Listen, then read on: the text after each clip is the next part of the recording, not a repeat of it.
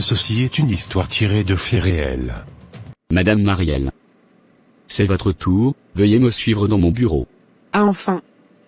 Merci docteur, je vous suis. Je ne comprends pas. Pourquoi toutes les patientes exigent que ce soit toujours lui qui les reçoive.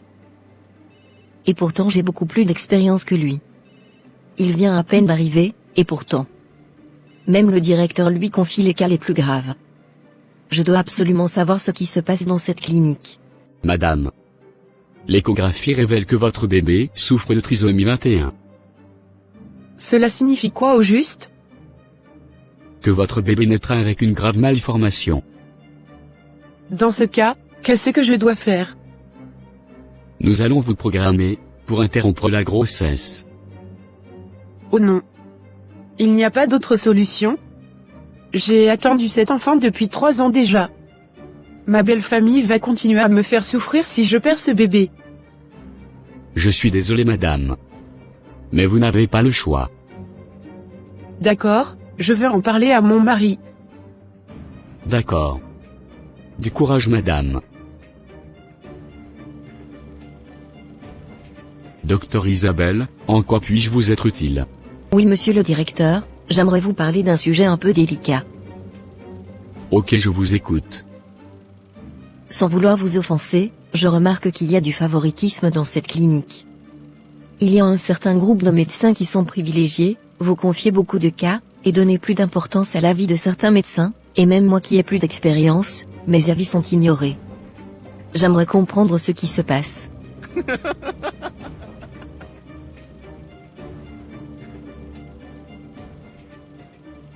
Qu'est-ce qui vous fait rire, docteur? C'est maintenant que vous vous réveillez de votre sommeil? Je pensais que vous n'allez jamais me poser la question. Ah bon? Expliquez-moi alors, monsieur. Voyez-vous, je n'ai que 36 ans, et je suis déjà propriétaire de 2 grandes cliniques réputées. Savez-vous comment j'ai fait? Oui, parce que vous êtes un excellent docteur. Vous êtes vraiment naïve, docteur Isabelle. Avez-vous envie de réussir comme moi? Oui, évidemment, monsieur le directeur. Êtes-vous vraiment prêt à tout pour ça? Oui, je suis prête à tout, docteur. Si vous répétez ce que je vais vous dire à quelqu'un, nous allons vous tuer. Il existe une secte pour tous les médecins dans le monde. Si vous voulez être l'un des docteurs les plus efficaces et ne jamais rater aucune de vos opérations, vous devrez rentrer dans la secte. Sachez que dans les hôpitaux il y a énormément d'activités spirituelles qui se passent. Mais si vous n'avez pas le 3e œil, vous serez juste là. Et vous n'irez jamais loin dans votre carrière. J'ai entendu ces genres d'histoires une fois, mais je pensais que c'était l'invention des gens. Je vais y réfléchir. Non, maintenant que vous êtes au courant que je suis dans la secte, vous n'avez plus le choix pour réfléchir. Vous devrez intégrer aussi la secte. C'est vous-même qui êtes venu me demander comment ça se passe. D'accord, monsieur le directeur. Je suis partante. Que dois-je faire? Je vous enverrai la localisation de notre temple le soir. Vous viendrez avec vos cheveux, vos ongles, votre salive, et la poussière de vos pieds emballés ensemble. Vous verrez un costume apparaître chez vous ce soir. C'est celui-là que vous allez porter. D'accord, c'est compris. Enfin, moi aussi, je vais sortir ma tête de l'eau. Et oui, voilà qui a bien dit. De l'autre côté. Alors mon gars, n'oublie pas que d'ici la fin de ce mois, tu dois verser le sang de 9 embryons. Oui vraiment directeur. Je suis vraiment stressé. J'ai déjà réussi à mentir à une femme aujourd'hui, pour qu'elle interrompe sa grossesse. C'est parfois difficile de réussir à convaincre certaines femmes d'avorter. Elles sont là à pleurer d'abord. Il me reste encore 2 femmes à recevoir tout à l'heure, je leur dirai que seul enfant a la trisomie 21, soit que c'est une grossesse extra-utérine pour pouvoir les faire avorter. Je dois réussir à avoir ces 9 fœtus, d'ici 2 semaines. Ok, tu as intérêt à les convaincre, tu peux même leur faire peur avec toutes sortes de mensonges. Mais je te félicite, tu es rentré dans la secte, il n'y a pas longtemps mais, tu te débrouilles plutôt bien, pour amener ce qu'on te demande. Merci directeur. Ta collègue Isabelle aussi, va nous rejoindre ce soir. Je vois bien qu'elle était jalouse de mon succès. Ok, je serai là pour la guider. Quelques heures plus tard. Vite.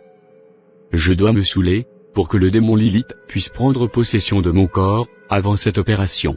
Tu m'as appelé. Oui. J'ai une opération un peu délicate à faire. Ok, ouvre ton nombril pour que je puisse rentrer dans ton corps. Ok, prends possession de moi.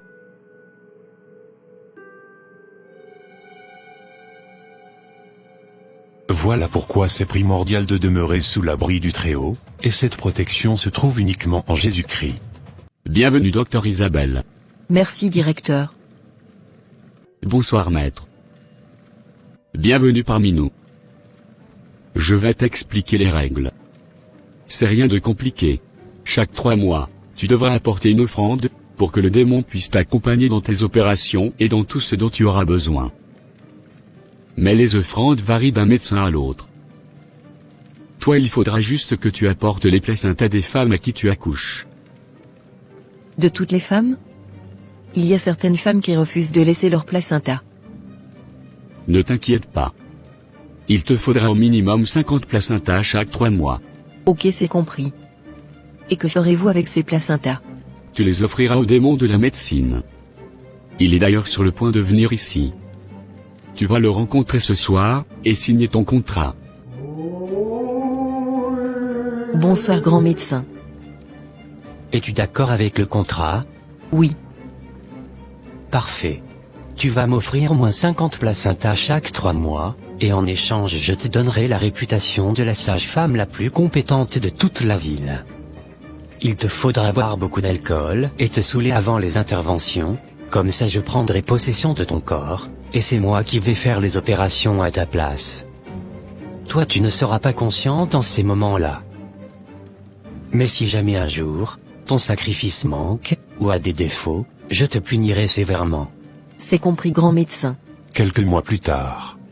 J'aimerais savoir si tu vas m'accompagner pour mon échographie demain.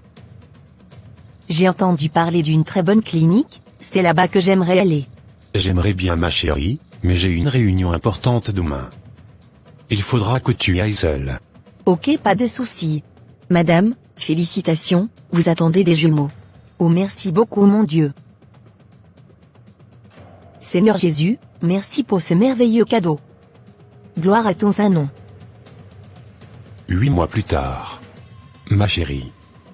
Je sais que tu te sens mal mais, fais l'effort pour qu'on prie avant que tu ne rentres dans la salle d'accouchement. Oui d'accord. Père Céleste. Il est écrit dans ta parole dans Exode 1 verset 19, que les femmes des Hébreux sont vigoureuses, et accouchent avant l'arrivée de la sage-femme. Par cette promesse que tu nous donnes dans ta parole, je prie Saint-Esprit que ce soit toi-même qui fasse accoucher ma femme. Que cet accouchement lui soit extrêmement facile. Et que tout œil maléfique contre elle et nos bébés d'Anne.7 hôpital soit détruit. Au nom puissant de Jésus j'ai prié. Amen. Amen. Selon ta parole dans Deutéronome 11 verset 24, au lieu que foulera la plante de mon pied, tu me le donnes. Parce que mes pieds ont foulé le sol de cette clinique, je décrète que je domine en ce lieu au nom de Jésus. Et je chasse tout esprit mauvais qui rôde dans ces lieux. Je me mets sous la couverture du sang de Jésus, moi et mes enfants. Dirige cet accouchement Père Céleste. Que toute gloire te revienne, au nom de Jésus, j'ai ainsi prié. La femme que tu veux faire accoucher, n'a pas un cas compliqué. Donc tu n'as pas besoin que je te possède pour cela. Va l'accoucher toute seule. Je ne peux pas aller là-bas avec toi, cette femme n'est pas comme les autres. D'accord grand médecin. Par contre demain j'attends avec impatience mes 50 placentas du trimestre. Oui je sais. Tout sera au point. Félicitations monsieur, votre femme a accouché de 2 beaux garçons. Waouh. Gloire à Dieu. Merci Seigneur. Je peux aller les voir? Oui monsieur. Ok, mais avant que vous ne partiez. J'aimerais vous demander de me remettre le placenta de ma femme, ainsi que le cordon ombilical des bébés. Je vous remettrai les cordons ombilicales, mais nous n'avons pas l'habitude de donner les placentas, nous avons une façon spéciale de les traiter avant de les jeter. Je comprends docteur, mais je veux quand même les récupérer. J'ai dit que non. Vous n'en avez pas besoin. Je vais me plaindre auprès de votre direction, si vous continuez à refuser docteur. Ok, j'ai compris, je vais vous les remettre. C'est qui ce foutu monsieur qui vient de foutre mes plans en l'air? 2 placentas. Il vient de me priver de 2 placentas. Alors que c'est demain je dois remettre les 50 que je dois chaque mois. Le pire c'est que je n'ai aucun autre accouchement de prévu pour demain. Comment vais-je faire? Je ne veux pas mourir jeune. Je comptais sur l'accouchement de cette femme pour avoir les 2 placentas qui manquent. Depuis que je suis rentré dans cette secte, je vis stressé, à l'idée de ne pas réussir un jour à réunir le nombre exigé. Et voilà que ce que je craignais vient de m'arriver. Je dois réfléchir à un plan pour tromper cet esprit. Le lendemain à minuit. Je viens prendre mon offrande. Les voici, grand médecin. Tout est au complet. Ok. Tout y est? Oui, les 50 sont bien là. Petite humaine. Tu penses pouvoir me tromper aussi facilement? Tu as mis 2 placentas de mouton dedans. Tu crois qu'on peut tromper un esprit comme ça? Je ne suis pas un être humain, je suis un esprit méchant. Tu vas me le payer. Oh. Pardon grand médecin. Est-ce que je ressemble à quelqu'un qui peut pardonner? Moi je ne pardonne aucune erreur. Donnez-moi une seconde chance. Il n'y a pas de seconde chance avec moi. Lorsque tu faisais alliance avec moi, tu ne savais pas que c'était dangereux.